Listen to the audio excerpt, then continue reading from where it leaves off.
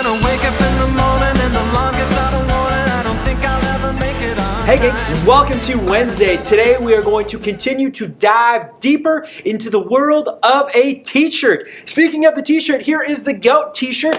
Some of you, actually only very few of you, correctly referenced that this shirt is referring to Eliud Kipchoge. And if you're going, who's Eliud Kipchoge? You gotta know. Dude ran last year a marathon. And not only did he run a marathon, he ran it in a world record time. And not only did he run it in a world record time, he ran it in 1 hour, 59 minutes and 40 seconds. And you're like, big whoop, I binge watched a Netflix marathon of All Americans. Whoop-de-doo. Yeah, dude basically ran a 4 minute and 34 second mile, but then did that 26 times in a row. Let that sink in for a second. That's insane. That's ridiculous. That is awesome. That's why dude is the GOAT. Me, I've just gotten into running over the past couple of years. My greatest accomplishment is that I ran a race dressed as a Dixie cup.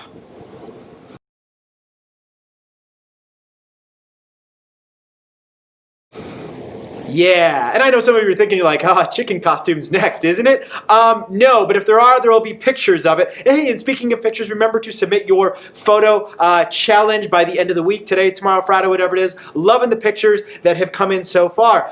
From one GOAT to another, many of you yesterday, as you referenced CNN 10, a lot of you liked the pup story, and who wouldn't love a bunch of puppies? That was such a fantastic story. But many, many more of you had questions involving, again, the unfolding events around the world, be it the 25th Amendment or impeachment. So briefly, again, the 25th Amendment, that was covered yesterday. It's a constitutional process by which the Vice President and the President's Cabinet could remove the President from office. Vice President Pence has said that is not something he is interested in doing. He said if the President is to be removed, it should be done through the other constitutional process to remove a president, which is impeachment. So depending on when you're watching this, it's quite likely that what I'm about to say may or may not be 100% accurate.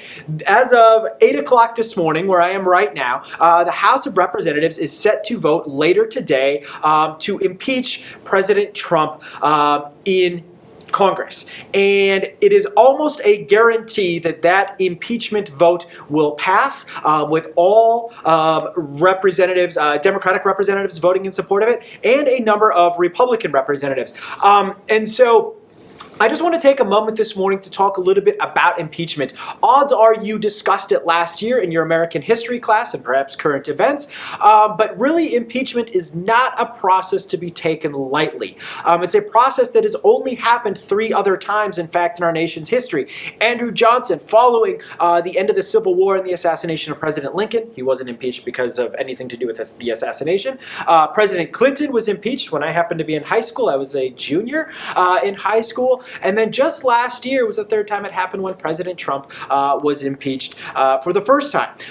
Impeachment does not mean removal from office. In fact, we've never removed a president from office via impeachment. And so what I really want to do is just talk a little bit about what that process is, kind of how it plays out, and then a little bit about why President Trump is being impeached today, perhaps later on. And so basically what happens is, think of it almost like a trial or a criminal trial. It's not criminal. It's not a criminal case. The president wouldn't go to prison if they were impeached or removed. That would be an entirely separate thing. It's not that. It's this political process laid out in the Constitution.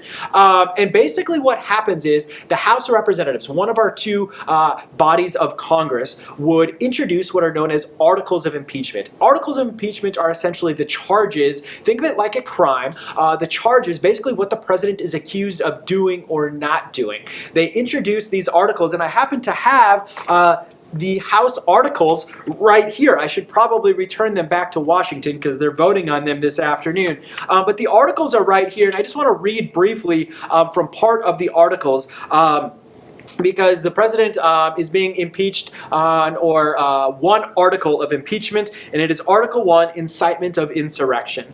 The Constitution provides that the House of Representatives, quote, shall have the power, the sole power of impeachment, end quote, and that the president, quote, shall be removed from office on impeachment for and conviction of treason, bribery, or other high crimes and misdemeanors, end quote. Now, the Constitution does not define what makes up high crimes and misdemeanors. misdemeanors. That is, again, up to Congress to determine what constitutes a high crime or a misdemeanor. And so Congress will then go on to lay out in these articles of impeachment what they view as a high crime, or what they view the president's action to constitute that high crime or misdemeanor, and then they will vote. And in this case, the articles of impeachment go on to read, in his conduct while President of the United States, and in violation of his constitutional oath faithfully to execute the office of President of the United States, and to the best of his ability, preserve, protect, and defend the Constitution of the United States, and in violation of its constitutional duty to take care that the laws be faithfully executed,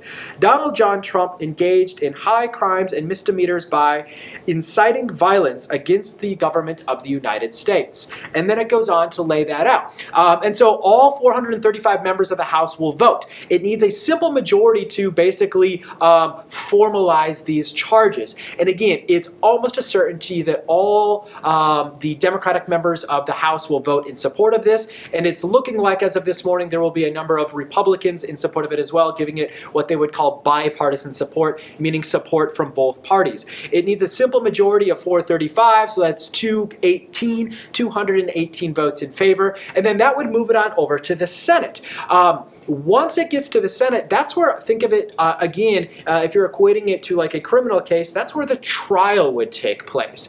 And the president would have lawyers defending his side, and the House of Representatives would have what are called impeachment managers, which are basically their lawyers stating their case. And they would be presenting their case to the entire Senate, to all 100 members. The Chief Justice of the Supreme Court, Chief Justice John Roberts, would be the judge in this case, kind of presiding over the Senate trial phase of the impeachment process. And then there would be arguments, opening arguments, evidence, back and forth, deliberation, debate, discussion, all of that good stuff. And then the Senate would vote. Now, it is a much higher bar to remove a president than it is to simply get to this phase, because you need a 2/3 majority of the Senate to remove, which means you would need 67 senators to remove the president from office.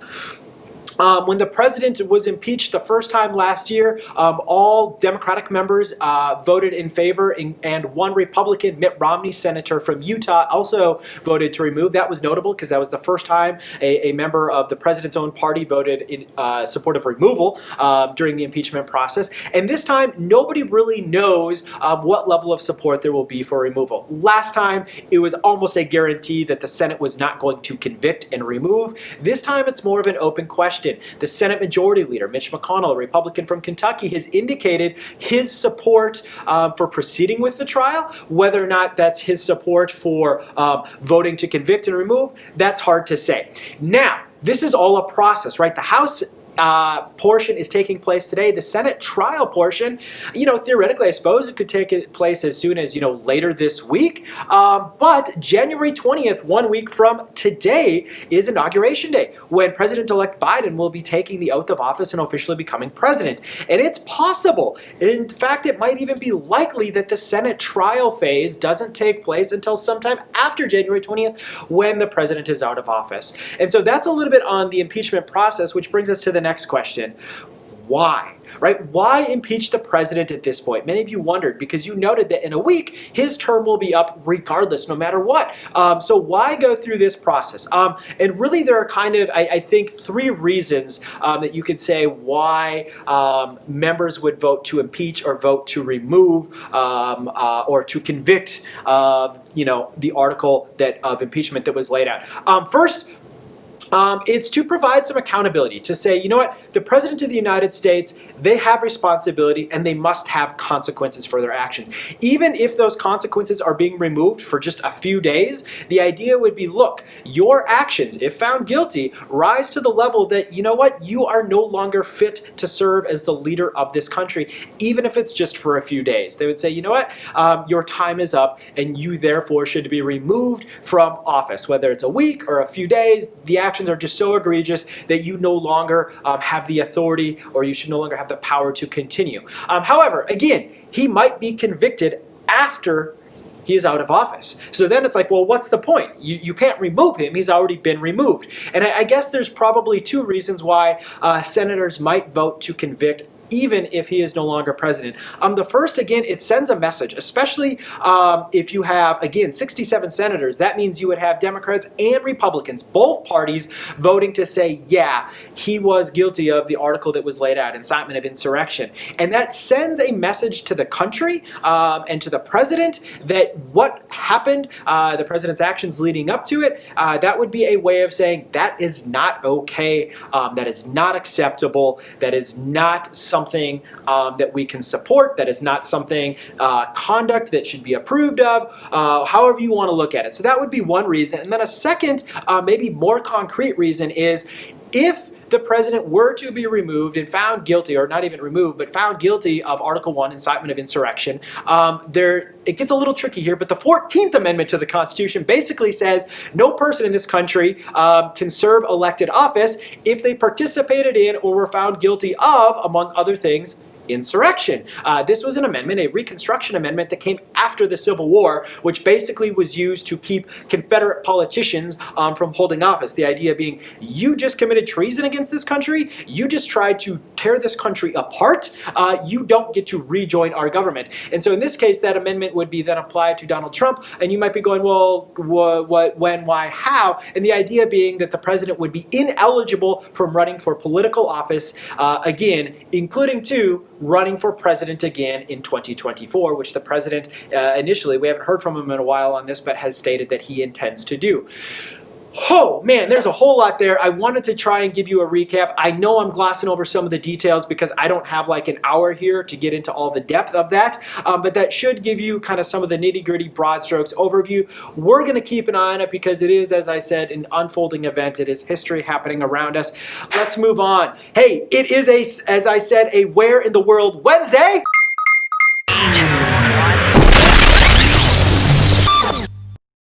That's right, Where in the World Wednesday. Last week, current events took precedence. Last week's Where in the World Wednesday was Laos. Many of you correctly guessed that, so well done to those of you that identified Laos last week. This week's country, Where in the World Wednesday. This country has more than 3,000 McDonald's restaurants, which is the largest number in any country outside of the United States. Okay, so the U.S. is not the answer here. And this country is considered rude to tear wrapping paper off of a gift. 21% of this country's population is old and elderly and gray, making it with over 65% of the population is over the age of, or 21% of the population is over the age of 65. If you're over 65 and you're watching, I'm not saying you're old, don't at me. But basically that's the highest proportion in the world. 90% of the mobile phones in this country, I thought this was interesting. I don't know where this fact came from. I need to fact check and follow, but it sounds right. 90% of the phones in this country are waterproof because the youth in this country like to have their phones in the shower. Quit, put your phones away, people. And then lastly, this country and Russia, so it's not Russia, have not yet signed a peace agreement following World War II. What country is it? Your task for today, finish up assignment 10, which basically means go back to the Padlet, observe your classmates' stuff, type a few things in the green boxes, and submit assignment number 10. And then assignment number 11. It's all about a t-shirt again. I really love this. I think you're going to find it interesting, even if you like t-shirts. For real? Yeah, t-shirts, for real. Check it out. Assignment number 11, it's a Google Earth experience. There are written, typed, printed directions available for you. I think it's very clear. You might not. So if you're struggling to follow the written directions, there is me, well, my voice, guiding you through this. It's almost like you would be sitting in class with me and I'd have it up on the smartboard and you'd be at your Chromebook typing away as it's displayed up on the smartboard. So if you're struggling to follow the written directions, follow those video directions. We're going to work on it today. You'll work on it again tomorrow. You're going to take a break on Friday because Friday we have a guest speaker. More on that tomorrow. And then you're going to work on it again on Monday, and it is due on Monday. Holy cats, we've got a lot today. This was a long one. Today's question, what is your Kipchoge moment, right? What is like your GOAT moment, your greatest moment? It could be something in life, arts, school, sports, gaming. Just what are you most proud of, right? Like what's a big accomplishment that you're proud of? That's what I want to know. Remember, be bold, be good to yourselves, and be good to each other. See ya. By the time I grab my books and I give myself a look, I'm at the corner just in time to see the bus.